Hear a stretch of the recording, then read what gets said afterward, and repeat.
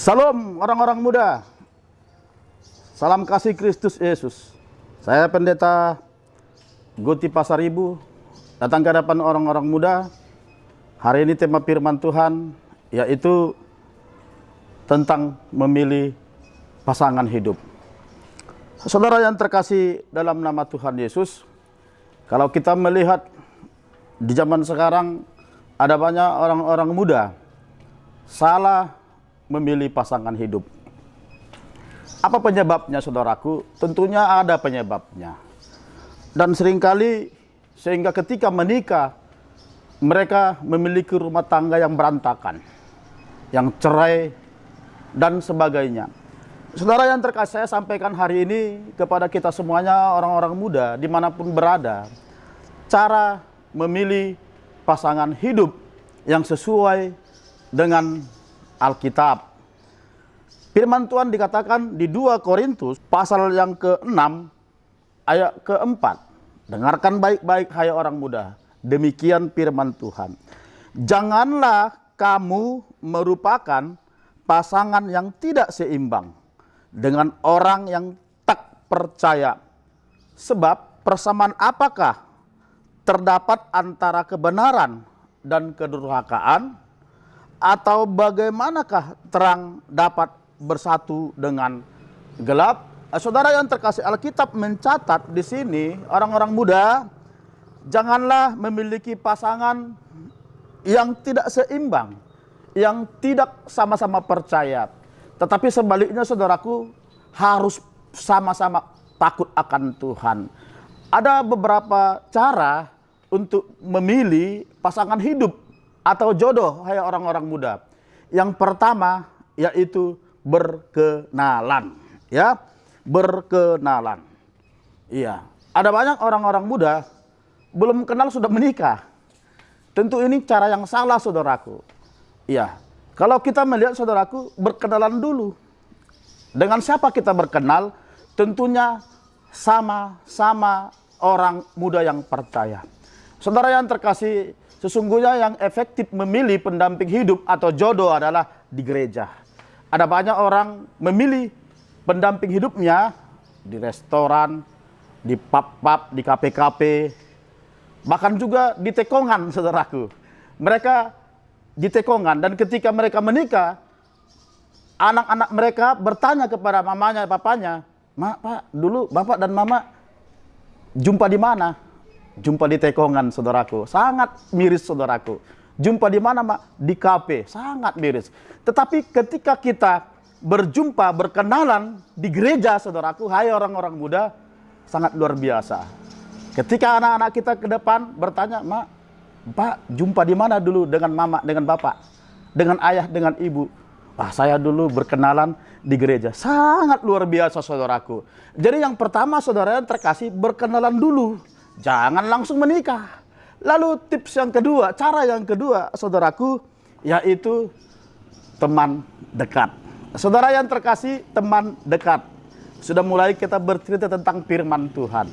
Sudah mulai kita bercerita tentang jati diri kita, saudaraku. Sudah mulai dekat. Lalu yang ketiga, saudaraku, bersahabat. Saudara yang terkasih dalam nama Tuhan Yesus, bersahabat dulu kita.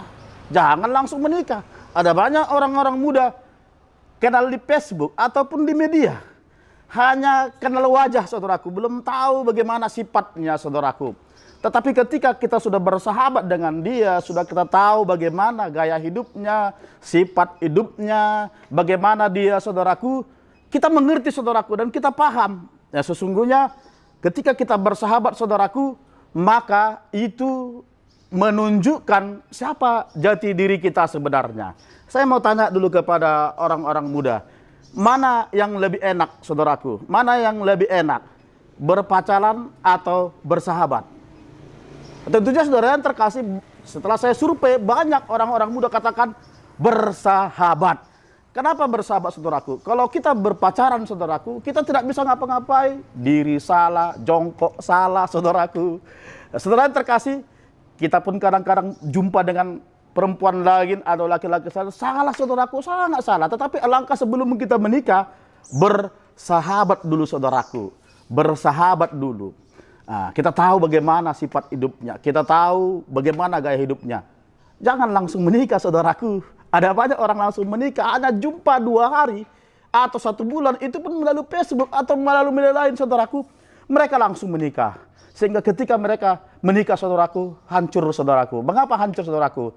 Tidak ada penyesuaian diri, tidak tahu bagaimana karakter sebelumnya. Tetapi ketika kita sebelum menikah, kita bersahabat dekat dulu, saudaraku. Kita berteman dulu, kita berkenalan dulu, saudaraku. Maka, saudaraku, kita akan bahagia kelak. Lalu yang selanjutnya, saudaraku, yang keempat, yaitu berpacaran. Nah, saudara yang terkasih, kalau kita sudah berpacaran, ini tahap mau ke menikah. Ada banyak orang-orang muda masih kenalan sudah mau menikah. Nah, ini gawat, ini tidak boleh. Tetapi ketika kita berpacaran, saudaraku, sudah mulailah. Hai orang-orang muda, bawalah ke orang tuamu. Ya, tunjukkanlah, inilah calon mak, inilah calon pak. Saudara yang terkasih, kalau pacarmu itu nggak mau kau bawa ke rumahmu, ataupun ke orang tuamu, saudaraku, itu perlu dipertanyakan hubungannya. Sebab saudara yang terkasih, sesungguhnya pacar kita itu harus kita bawa ke orang tua kita. Saudara yang terkasih, kalau kita melihat Ishak dengan Ribka itu 7 tahun mereka berteman. Saudara yang terkasih, lalu menikah. Jadi maka sebab itu berpacaran yang keempat, yaitu berpacaran. Bawa pacarmu ke gereja, bawa pacarmu berjumpa dengan orang tuamu. Tunjukkan, saudaraku, karena sesungguhnya saya mau katakan orang tua kita itu punya mata lebih jelas daripada kita. Seringkali, saudaraku, orang-orang muda yang terkasih dalam nama Tuhan Yesus, orang tua kita lihat tidak pas, kita lihat pas. Tapi saya mau katakan kepada kita, sesungguhnya firman Tuhan katakan kita harus tunduk kepada orang tua. Tetapi, saudaraku, ketika kita sudah berpacaran, sudah kita bawa ke orang tua setuju, maka ketika kau menikah nantinya, maka kau bahagia. Amin. Lalu yang kelima, tahap yang kelima, hai orang-orang muda, yaitu tahap bertunangan. Saudara yang terkasih, kalau orang Batak itu udah mulailah tahap martupul, sudah bawa ke keluarga yang lain, saudara yang terkasih. Lalu tahap yang keenam, saudaraku, menikah. Iya, sekali lagi katakan menikah. Ada 6 hal, ya kan, untuk memilih, yaitu jodoh, saudaraku, sesuai dengan Alkitab. Yang pertama, berkenalan. Yang kedua, teman dekat. Yang ketiga, bersahabat. Yang keempat, berpacaran. Yang kelima, bertunangan. Yang keenam, apa yang keenam, hai orang-orang muda? Menikah. Jadi saudara yang terkasih dalam nama Tuhan Yesus, ketika kita hadapi, jalani tahap-tahap yang sekarang seperti yang sudah saya sampaikan ini, saudaraku, saya akan katakan saudara adalah muda-mudi yang memiliki pasangan yang tepat. Dikatakan di sini, saudaraku, sama-sama terang. Iya, sama-sama terang. Terang dengan gelap tidak akan pernah bisa menyatu, saudaraku. Orang percaya Yesus Kristus dengan orang yang tidak percaya tidak akan pernah menyatu, saudaraku. Jadi ketika kau salah memilih pendamping hidupmu, hai orang-orang muda, engkau berpacaran dengan orang gelap, engkau menikah dengan orang gelap, saudaraku. Orang gelap itu memiliki kelakuan yang tidak bagus. Maka saya mau katakan kau muda-mudi yang malang, saudaraku. Karena apa? Engkau akan diperhadapkan kepada kesulitan-kesulitan kelak. Engkau tidak akan pernah bisa bahagia. Tetapi ketika kau bertemu pasangan yang sama-sama percaya Yesus Kristus, pasangan yang sama-sama terang, saya katakan kepada kita bahwa kau adalah orang-orang muda yang berbahagia. Maka diberkatilah rumah tanggamu, menjadi istri yang baiklah kau, menjadi suami yang baiklah kau, menjadi anak Tuhan yang baik kau, maka berkat Tuhan turun atas kamu. Saudara yang terkasih, demikian firman Tuhan, hai orang-orang muda. Ingat, ada tipsnya. Iya, bagaimana cara tadi? Yang pertama, berkenalan. Kenalan dulu. Yang kedua, apa yang kedua, saudaraku? Yaitu teman dekat. Yang ketiga, bersahabat. Yang keempat, apa yang keempat? Berpacaran. Yang kelima, apa yang kelima? Bertunangan. Lalu yang keenam, menikah.